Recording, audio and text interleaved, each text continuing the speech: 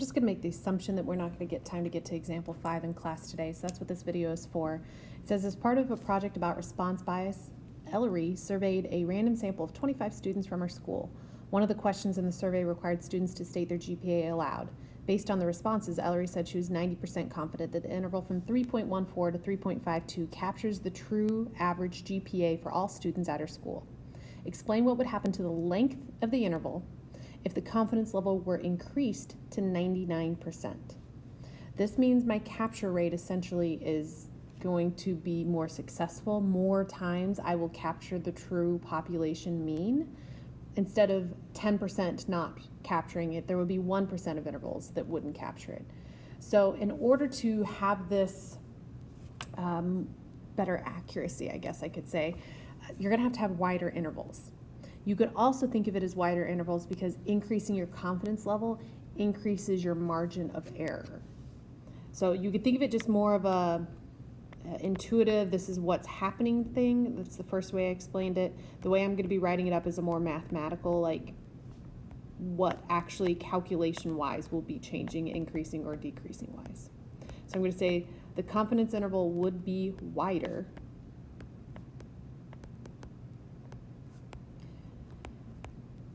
because increasing the confidence level increases the margin of error. Because increasing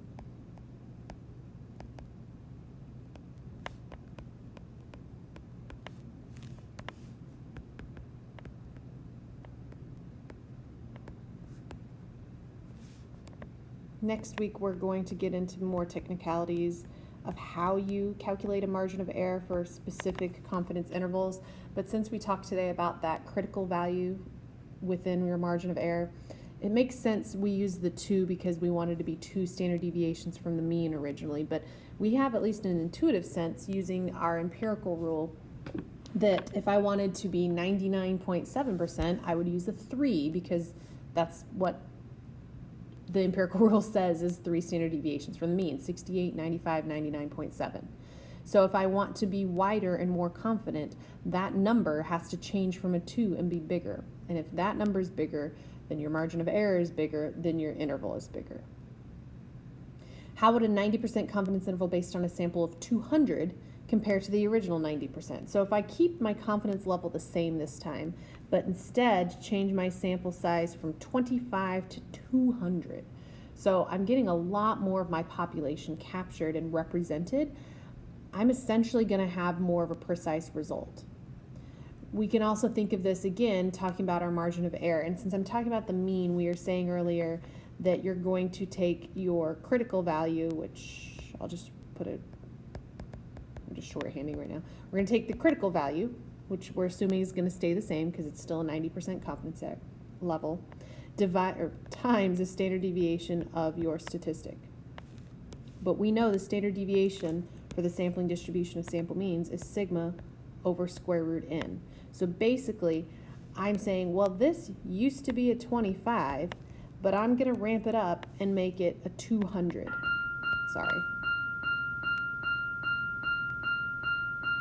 I'm dividing by a bigger number. When you divide by a bigger number, this gets smaller, which means this gets smaller, which means the thing you're adding and subtracting to your point estimate is also going to end up smaller. You end up with, oops, crap. Sorry, I was trying to swipe away. You end up is a more narrow interval. So I'm going to write up that the confidence interval would be more narrow.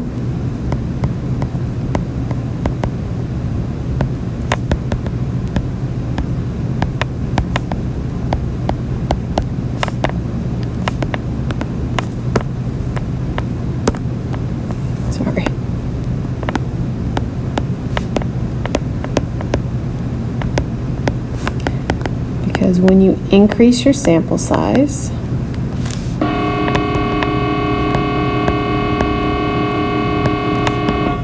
sorry about that again, you will decrease, I can't spell decrease, the margin of error because of that denominator relationship I was just pointing out.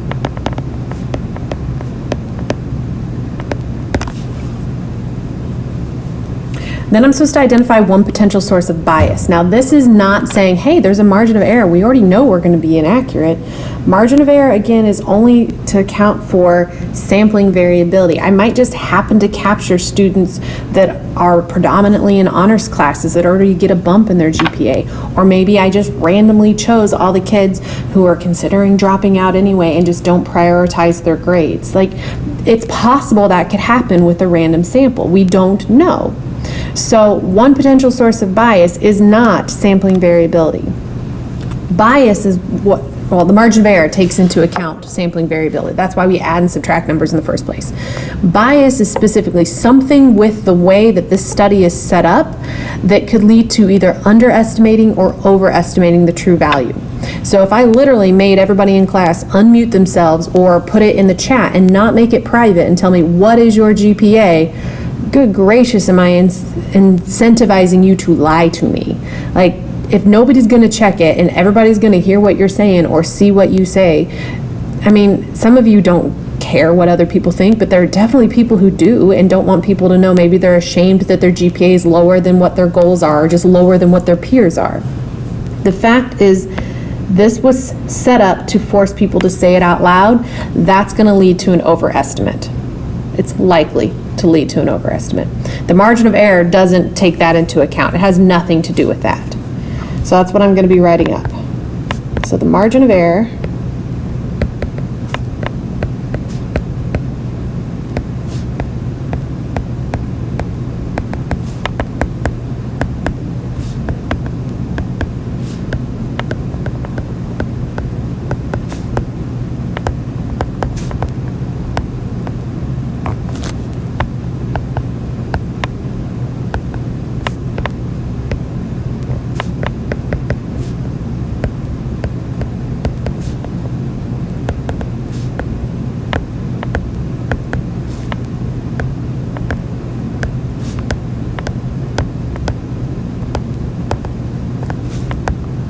basically, I'm just pointing out this survey was conducted in a way that doesn't allow for anonymity.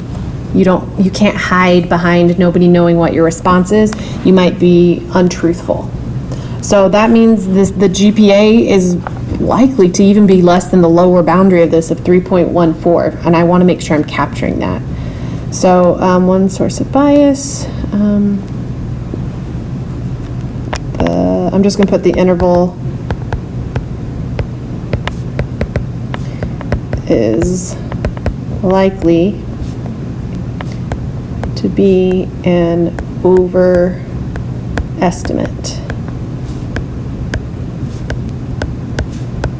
of the population mean GPA.